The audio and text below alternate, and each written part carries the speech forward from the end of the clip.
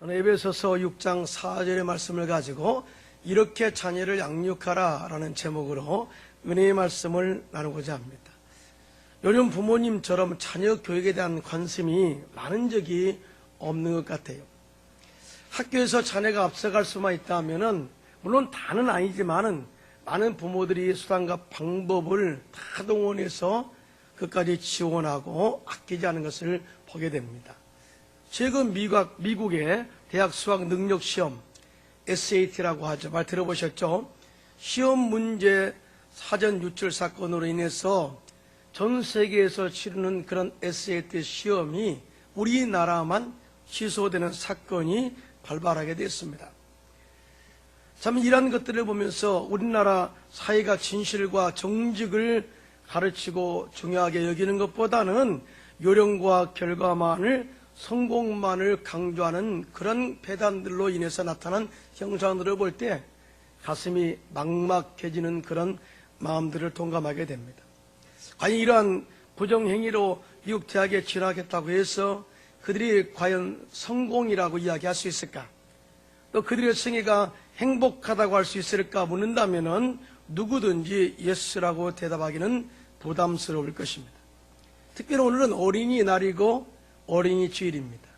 그런 의미에서 하나님께서 우리에게 기업으로 맡겨진 자녀들에 대해서 감사도 감사지만 오히려 거룩한 부담감을 가지고 하나님의 자녀로서 또 당당하게 세상 속에서 윤리와 도덕적인 그런 마음을 가지고 올바로 성장해 가는 그런 모습을 기대한다면 하나님께서 도와주시고 그렇게 자라가도록 인도할 줄로 믿습니다. 이것이 바로 우리가 가져야 할 거룩한 부담감의 자녀 양육의 모습이라는 것이죠. 그냥 막 키우는 것이 아니라 또 내 마음대로 내 입맛대로 자녀를 이끌어가는 것이 아니라 하나님이 기뻐하시는 자녀, 또 하나님을 경외하는 자녀, 그 다음에 세상 속에서도 당당하게 믿음 안에서 승리하여 나갈 수 있는 자녀로 양육한다는 것은 하나님이 기뻐하실 것이고 또한 우리 역시 그런 자녀를 볼 때 가슴이 뿌듯하고 또 자긍심이 있게 될 줄로 믿습니다. 자, 그러면 우리가 정말 훌륭한 자녀로 양육하기 위해서는 어떻게 우리가 가르쳐야 되느냐? 그 양육하는 영적인 비결을 함께 배우면서 은혜를 나누고자 합니다. 첫째로 자녀를 노엽게 하지 말라 그렇게 가르치고 있어요. 오늘 에베소서 6장 4절 상반절인데요. 다 같이 시작. 또 아비들아 너의 자녀를 노엽게 하지 말고 그랬어요. 너의 자녀를 노엽게 하지 말라. 이 말을 헬라어로 파로르 기조라는 헬라어를 사용합니다. 이 말씀을 정확하게 번역하면은 너의 자녀를 자극해서 분노를 품게 하지 말라라는 의미가 이 속에 포함되어 있어요. 오늘날 청소년들과 기성세대가 서로 말이 통하지 않는다고 이야기를 많이 해요. 다른 말로 뭐예요? 소통이 안 된다라고 이야기합니다. 청소년들의 생각하기를 기성세대가 자기들을 이해하지 않는다고 이야기해요. 무조건 자기 입맛대로 또 우리를 억누르고 또 정말 우리는 원하지 않는 길로 이끌어 가고 있다고 이야기를 하고 있습니다. 반대로 기성세대는 청소년들이 어른들의 말을 듣지 않고 무조건 반항한다고 그래서 기분이 나쁘다고 이야기합니다. 자 보세요. 서로 소통이 안 된다는 거예요. 이해가 안 된다는 거예요. 그런데 하나님께서는 기성세대에게 자녀에 대해서 원래 먼저 이해하고 자녀들에게 분노하는 마음을 갖지 않도록 우리의 행동 지침을 올바로 해야 될 것에 대해서 가르치고 있는 거예요. 그래서 자녀들을 노엽게 하지 말라 이렇게 이야기하고 있습니다. 이 말씀은 기성세대가 자녀들을 자기의 욕구대로 가르치기 전에 자녀들과 관계에서 잘못된 것이 있으면은 자녀들을 노엽게 하지 말고 또 잘못된 것을 발견하고 고쳐나갈 수 있는 그런 이 수정 작업이라는 메시지가 포함되어 있다는 것을 가르쳐주고 있어요. 자, 그러면 자녀들을 분노하게 하고 노엽게 하는 것이 무엇일까요? 첫째로 기성세대의 그릇된 행동의 모델이 자녀를 노엽게 한다고 지적하고 있습니다. 우리가 올바로 생활하면서 올바로 이끌어가면 자녀들이 순종하며 그대로 따라온다는 것이죠. 그런데 자기들은 그렇게 살지 않으면서 자녀들은 그렇게 살라고 무조건 윽박 지른다는 것이 자녀들을 분노케 한다고 이야기합니다. 저는 최근에 이 말씀을 연구하면서 한국 청소년 상담원에 접수된 글을 읽어보았어요. 이런 내 글이 아니고 고등학교 1학년 글입니다. 한번 보세요. 들어보세요. 안녕하세요. 저는 지금 고등학교 1학년에 다니는 남학생입니다. 요즘 엄마하고 자꾸 부딪히고 싸우게 돼서 속도 상하고 또 어떻게 해야 할지도 모르겠고 해서 상담이라도 하면 어떨까 싶어 이렇게 찾아왔습니다. 문제는 제가 어른들하고 잘 싸운다는 데 있어요. 엄마는 그러지 말라고 말하시지만은 저는 사실 어른이라도 잘못하는 게 있으면 인정할 수 있어야 된다고 생각해요. 그런데 어른들은 자기 잘못은 생각하지 않고 어린 게 건방지다고만 하죠. 저는 그런 사람들은 어른이라고 부르기도 싫어요. 내가 말이 아닙니다. 어른이 뭐 나이만 먹으면 다 어른인가요? 어른이라면 마땅히 어린 아이들에게 본이 되는 행동을 해야죠. 어른이라면 당연히 잘못을 가릴 줄 알아야 하고 또 잘못된 행동은 하지 말아야 하잖아요. 정류장에서도 줄도 안 서고 대낮부터 술 취해서 소리 지르면서 시비 걸고 우리하고는 해당 없습니다. 또 그런 사람들이 아무데나 강요하고 신뢰하고 저는 그런 어른들을 볼 때마다 화가 나요. 그래서 그냥 못 지나가고 다투게 되고 다투다 보면 심한 소리가 나오기도 해요. 하지만 엄마는 무조건 제가 나이가 어리니까 참아야 한다고 하세요. 아무리 제가 오라도 어른들에게는 그렇게 하는 것이 아니다라고 하세요. 그런데 엄마가 어른이라고 무조건 감싸주려고만 하실 때는 엄마도 똑같은 사람인 것 같아서 싫어요. 선생님, 정말로 제가 잘못하는 건가요? 저는 불의를 보면 참지 말라고 배웠어요. 그리고 그게 맞다고 생각해요. 그런데 엄마는 왜 자꾸 그러시는지 모르겠어요. 어떻게 하면 좋지요? 상담 이 글입니다. 상담 답변도 제가 보았습니다. 보니까 한마디로 말하면 모든 인간은 완벽하지가 않기 때문에 자기 시선으로 바라보고 심판하지 말고 이해하는 것이 중요하다라고 가르쳐요. 다른 그 상담의 답변을 듣고자 이 말을 하고자 하는 것이 아닙니다. 이 아이가 무엇 때문에 분노하고 있는가를 이야기하고 싶은 거예요. 이 아이는 부모의 그릇된 체벌 때문에 화가 난 것이 아니라 기성세대의 그릇된 행동 때문에 화가 난다는 것입니다. 하나님께서는 이러한 자녀의 행동을 무시하지 말고 부모와 기성세대가 올바른 삶을 통해서 모델로 제시할 때 많이 그 문제를 해결할 수 있다는 것을 말씀하고 있어요. 오늘날 두 얼굴을 가진 사람들이 너무나 많이 있는 것을 보게 됩니다. 사람들 앞에서는 성실한 척하고 또 선한 양심을 가진 사람처럼 행동하지만 사람들이 보이지 않는 곳에서는 윤리와 도덕을 무시하고 살아간다는 것이죠. 이런 이중적인 삶의 태도가 자녀들을 분노하게 만들고 있다는 거예요. 여러분, 자녀들이 분노하게 만드는 것은 분노로 끝나는 것이 아닙니다. 그 분노가 아이들의 심성에, 인격 형성에 영향을 미쳐서 도덕적인 가치체계를 허물어 버린다는 거예요. 내가 정말 어떻게 사는 것이 올바로 사는 것이란가를 이걸 올바로 바라볼 수 없도록 만들어 버린다는 것이죠. 그렇기 때문에 이중적인 우리의 삶이 얼마나 나쁜가를 이야기해주고 있는 것입니다. 그래서 우리는 올바로 행동하지 않고 자녀들에게 무조건 너희는 나빠, 고쳐가라 그렇게 말할 자격이 없다는 것을 이야기해주고 있습니다. 그래서 자녀들이 우리에게 바라는 것이 뭔가를 깨닫는 것이 중요합니다. 우리는 자녀들이 바라는 것은 단순합니다. 일관성 있는 삶의 태도예요. 도덕적인 부분에서도 윤리적인 부분에서도 정말 삶의 모범이 되는 일관성이 있는 태도, 행동을 보고 닮아가기를 원하고 있다는 것이죠. 또 신앙적인 부분에서도 마찬가지입니다.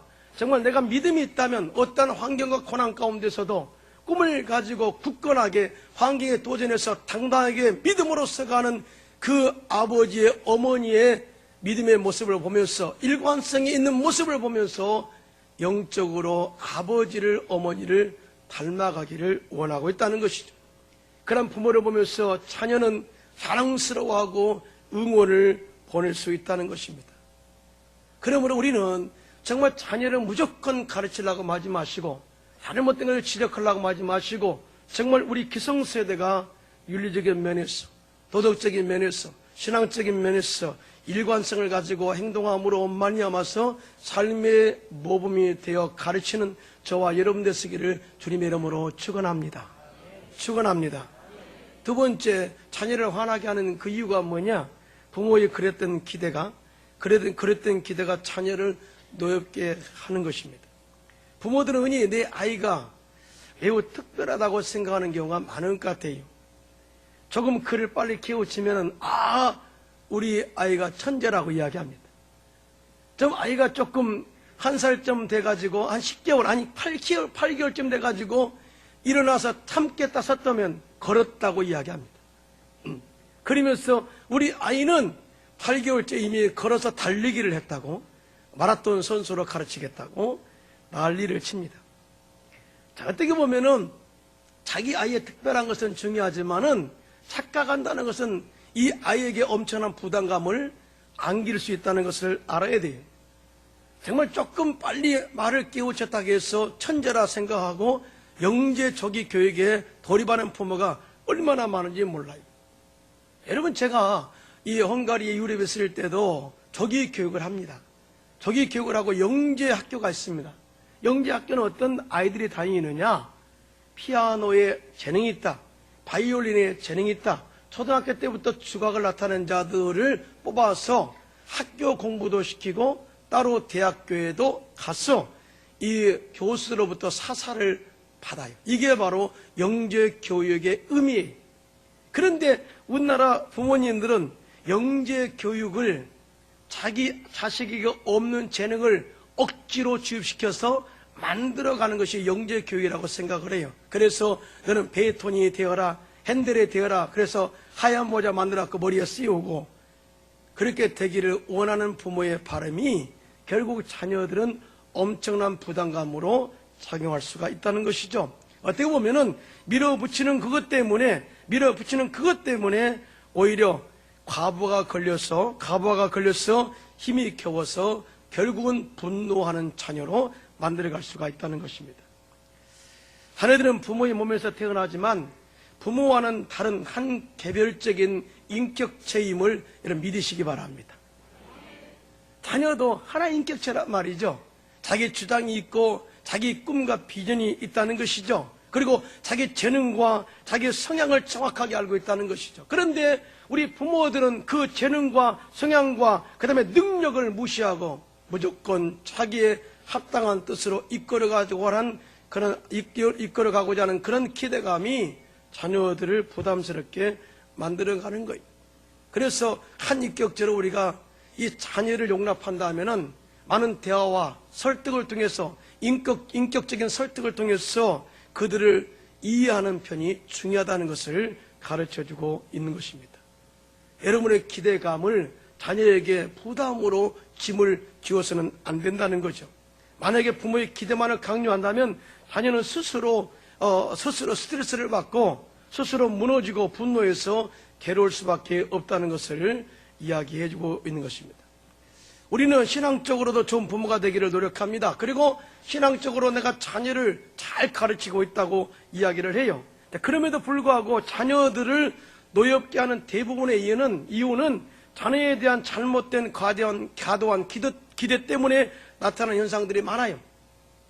이로 인해 자녀들은 억압을 당하고 그 안에 있는 하나님의 형상에 망가져서 굽어진 성품과 인격을 가진 사람이 되고, 그 다음에 대학에 들어가면은 잘못된 친구들과 함께 교제함으로 인해서 하나님도 떠나게 되고, 또 간섭하고 너무나 과도하게 밀어붙이는 부모로부터 떠나고 싶은 마음들을 갖게 되는 것을 보게 됩니다.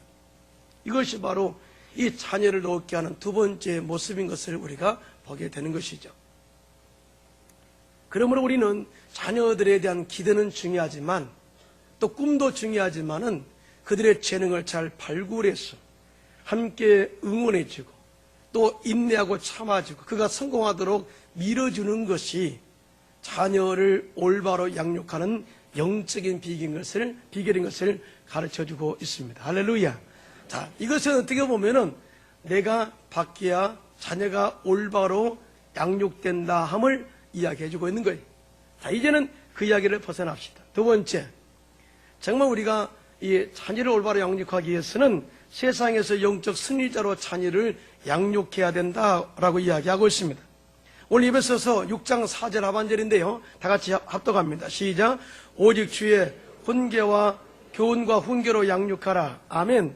자, 성경이 말하고 있는 자녀 양육의 목적이 뭔지 아십니까?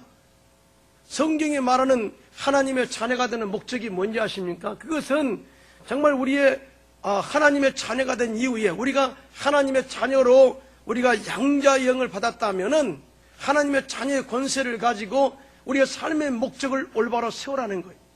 우리의 삶의 목적이 하나님의 영광을 위해서 살고 뿐만 아니라 공동체의 유익을 위해서 헌신하고 더 나아가서는 온 세계 사람들에게 복음을 전해서 많은 영혼들을 주께로 돌아오게 하고 하나님의 나라를 굳건하게 세우는 축복의 도구로 세워지기를 원하고 있습니다.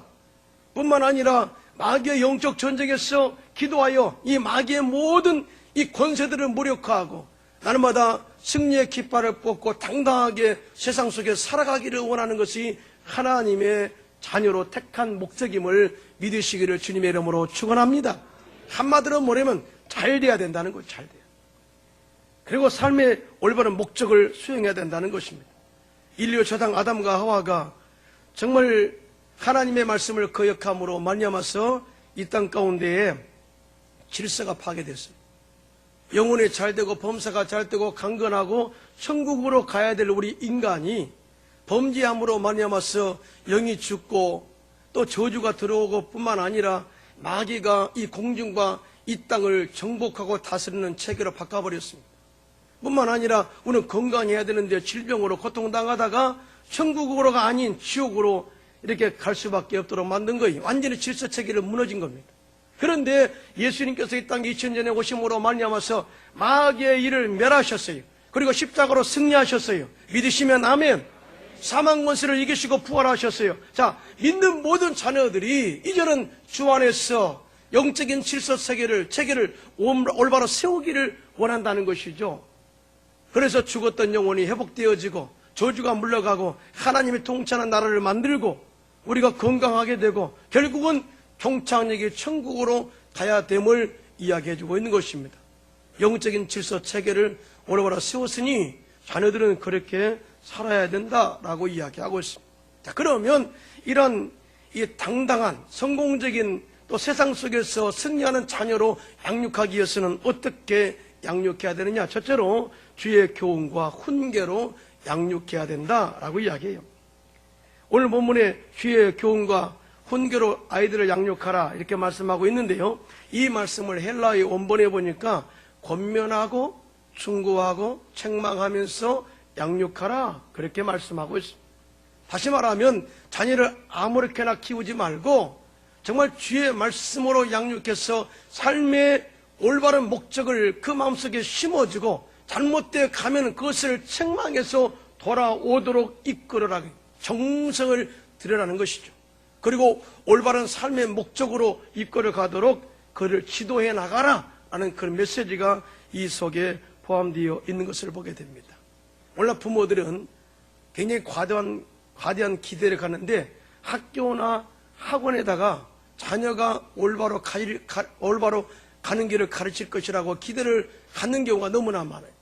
그래서 무조건 학교 갔다 오면 학원에 보내고 또 학교에서 그냥 계속해서 있기를 원하고 그래서 집에 돌아오면 또 공부만 이야기합니다. 한 번도 성경 읽어봐라, 기도해라 그런 말은 안 해요. 여러분 공부 잘한다고 모든 것이 다 끝나는 겁니까?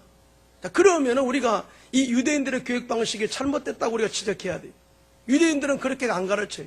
유대인들은 우리가 믿는 하나님은 유일하신 하나님이시고 우리의 생사국을 주관하신 하나님이시고 많은 세상에는 신들이 있지만은 그 신들을 통치하시고 다스리는 분이 하나님이다. 그 하나님을 우리가 경외하고 올바로 섬겨야만이 이로부터 지혜가 임하게 되고 위에 있게 되고 앞서 나가게 되고 모든 사람들을 지도하는 자리에 앉게 된다고 가르치지 않습니까?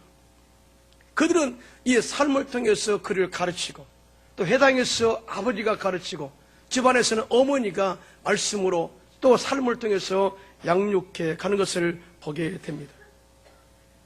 이렇게 그들의 삶 가운데 하나님 말씀으로 또 경외하는 것을, 하나님을 경외하는 가르칠 때 그 신앙 내면 세계에 아름답게 만들어져 가요.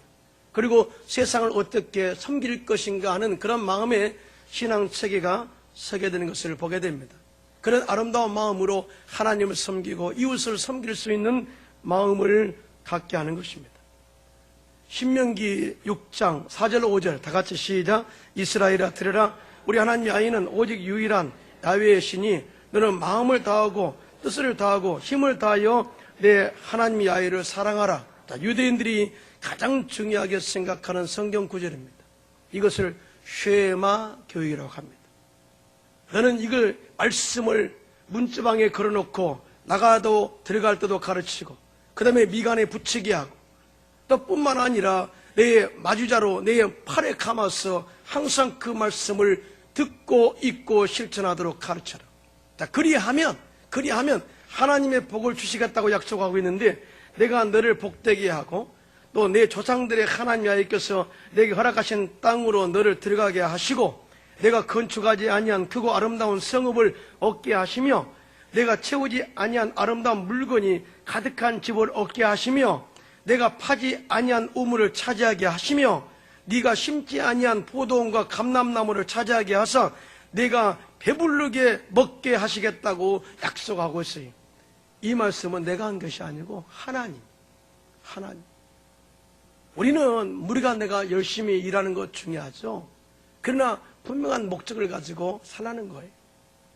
우리가 하나님의 영광을 위한 목적을 가지고 내가 살아가면 또 자녀들을 그렇게 가르치면 돈 버는 이유와 목적을 분명히 가르치면은 하나님께서 그의 목적에 맞게 모든 것을 채워주시겠다고 약속을 하고 있습니다. 그러니까 뭐예요? 돈을 쫓아가는 것이 아니라 돈이 따라오도록 만든다는 거죠. 이것이 바로 신앙교육의 키포인트입니다. 내가 파지 않는 우물물을 차지하게 하고 내가 채우지 않은 집을 차지하게 하고 또 적과 꾸는 가나안 땅을 예비하셔서 그 땅을 차지하게 하고 이 모든 것이 하나님을 경외하고 영적인 질서를 올바로 가정 가운데 세울 때에 가정에 주신 축복의 약속임을 우리에게 가르쳐주고 있는 것입니다. 자, 그래서 유대인들은요, 나라는 작지만은 모든 세계에서 머리가 됐어요. 정치적으로도 머리가 됐죠. 또 이 경제적으로도 머리의 수상이 됐고요. 현재 미국의 곡물시장의 모든 다 우두머리가 다 유대인들이라고 그러죠. 또 사회적으로 이 머리가 돼 있죠. 모든 것이 다 앞장서서 가는 것을 보게 됩니다. 그뿐입니까? 그들은 하나님만을 그렇게 잘 섬기라고 가르치지 않습니다. 우리는 공부해서 남주냐, 으이그 그러잖아요. 그런데 그들은 그렇게 가르치지 않아요. 공부해서 남줘라. 공부해서 남줘라. 그러려면 너희가 영적으로 올바로 서야 되고 하나님의 지혜와 능력으로 채워야 되고 뿐만 아니라 세상의 철학과 그 다음에 모든 분야에서도 공부를 열심히 해야 되지 않느냐. 그래서 이유를 분명히 이야기해요. 네가 공부를 해야 할 이유, 네가 열심히 배워서 인풋이 있어야 아웃풋이 있는 것처럼 네가 채워야만이 나눌 수가 있지 않니? 그러면서 배우는 목적을 이야기해 줍니다. 그러니까 유대인들은 억지로 공부하지 않는다는 것이죠. 잘 공부해서 모든 분야에서 머리가 되어서 남을 도와주는 사랑으로 섬긴다는 것이죠. 그래서 이 오늘 본문에 오직 주의 교훈과 훈계로 가르치라고 하는 것은 세상의 영적인 질서와 축복의 질서를 올바로 가르치는 것을 의미하고 있는 것입니다. 여러분 자녀가 잘 되길 원하시면 아멘. 또 여러분의 자녀가 큰 복받아 큰일하기 원하시면 아멘. 자, 그러면 하나님의 말씀으로 영적인 질서가 무엇인가를 정확하게 가르쳐 줘야 돼요. 공부하지 말고요. 정말 내 삶의 가장 중요한 핵심이 뭐냐? 너는 하나님을 영화롭게 하고 그리고 공부해서 남줘라 이렇게 가르쳐야 정말 삶의 목적을 제대로 알 것 아닙니까? 요한 웨슬레의 어머니 수잔나는 가난한 목사의 아내였으나 17명의 자녀를 낳아 모두 훌륭하게 키웠습니다. 요한 웨슬레는 5살 때부터 어머니가 가르치는 성경 말씀을 통해 글자를 배웠고요. 특별히 목요일 저녁마다 자녀들이 모여서 어머니가 가르치는 성경 공부에 참여했다고 합니다. 하여 우리는 정말 이런 마음으로 자녀를 위해서 기도하고, 야, 말씀을 좀 배워라 하고 권면한 사실이 있는가 한번 생각해 볼 필요가 있는 거예요. 정말 우리가 어려서부터 자녀를 말씀으로 가르치고 기도로 가르친다 하면 정말 그 자녀가 하나님 안에서 훌륭하게 잘 양육되고 앞으로 훌륭한 인물이 될 줄로 믿습니다. 미국의 링컨 대통령은 학교 교육을 제대로 받지 못했지만은 어렸을 때 어머니로부터 물려받은 성경 말씀을 부지런히 읽고 믿음을 지키며 자라난 결과 모든 어려움을 극복하고 가장 존경받는 역대 대통령이 되었다고 증언하고 있어요. 미국의 갤럽 조사에 의하면은 미국에서 성공한 사람들을 조사한 결과 이것을 발표했는데, 의사로, 변호사로, 박사로, 또 사장으로, 또 사회에서 성공한 사람들의 85%가 교회에서 충성스럽게 봉사했던 부모들의 자녀였습니다. 여러분들이 현재 신앙생활을 잘하고 있고 하나님을 섬기고 경외하고 열심으로 봉사하는 거 공짜가 아니라는 거예요. 85%의 자녀들이 잘 될 수밖에 없다는 통계 자료가 있습니다. 또 뿐만 아니라 그 중에 55%가 어려서부터 교회에 다니는 사람들이라고 이야기하고 있습니다. 그러니까 뭐예요? 신앙 좋은 부모 만나는 거 복이고요. 또 그 밑에서 잘 양육되어서 신앙생활하는 자녀들은 복을 받을 수밖에 없다는 것을 증명하고 있는 것입니다. 할렐루야. 그러므로 우리는 어찌하든지 신앙의 질서 체계를 잘 세우도록 우리가 먼저 삶으로 모범을 보이고 자녀들을 말씀으로 양육해서 자녀들이 올바른 복을 받고 살아가도록 이끌어가는 저와 여러분들 되기를 주님의 이름으로 축원합니다. 그 다음에 마지막, 정말 우리가 세상에 성공적으로 우리가 살아가도록 자녀를 양육하기 위해서는 주의 사랑과 삶의 모범으로 가르쳐야 합니다. 예수님께서 이 땅에 오셔서 주의 사랑으로 이 사람들을 대하고 또 가르치고 또 이 모범을 통해서 삶으로 가르쳤어요. 예수님은 12 제자들과 함께 체험한잔 하시면서 갑자기 일어나셨어요. 그리고 수건을 허리에 동이시고 제 아들을 발을 씻기셨습니다. 제 아들이 깜짝 놀랐어요. 아니, 라삐님, 선생님, 우리가 선생님 발을 씻겨야지 어떻게 선생님 우리 발을 씻으십니까? 아니, 저 못하겠어요. 아니야. 내가 이렇게 하는 것이 옳으니라. 내가 네 발을 씻지 않으면 너와 상관이 없다. 그렇게 말씀하셨어요. 그러면서 요한복음 13장 14절 15절에 이렇게 말씀하시죠. 다 같이 시작. 내가 주와 또는 선생이 되어 너희의 발을 씻었으니 너희도 서로 발을 씻어주는 것이 옳으니라. 내가 너희에게 행한 것 같이 너희도 행하게 하려 본을 보였노라. 아멘. 자, 이유가 뭐예요? 그들의 발이 더러워서 깨끗게 하기 위해서 씻은 것이 아니라는 거예요. 섬김의 모델. 내가 선생이라고 하는데, 나를 주라고 하는데, 나를 영적인 리더라고 하는데, 내가 이렇게 발을 씻은 것은 네가 발이 더러워서가 아니라 이렇게 낮은 자세로 섬김으로 말미암아서 영적인 리더들은, 너희들은 앞으로 이렇게 섬김으로 본을 보여라 라고 하는 가르침, 이 영적인 행함의 모델로서 발을 씻겼다고 이야기하고 있습니다. 예수님은 3년 반 동안 이와 같은 마음으로, 사랑으로 병든 자를 고치고 죽은 자를 살리시고 또 많은 이 죽어가는 영혼들을 구원하는 일에 시간을 쏟으셨습니다. 뿐만 아니라 예수님의 제자들도 그러한 이 가르침을 받고 또 몸소 실천으로 섬긴, 사랑으로 모델로 보이신 예수님을 따라서 이 땅에 구세주 되신 예수님을 증거하며 있어서 물부를 가리지 않았습니다.